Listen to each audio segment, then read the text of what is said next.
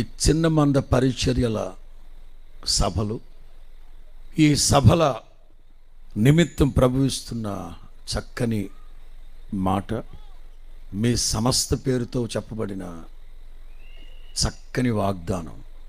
లూకా సువార్త 12:32. చిన్న మంద భయపడకుడి, మీకు రాజ్యము అనుగ్రహించుట మీ తండ్రికి ఇష్టమైంది. 30 ఏళ్ల పాటు ఓ పరిచర్య,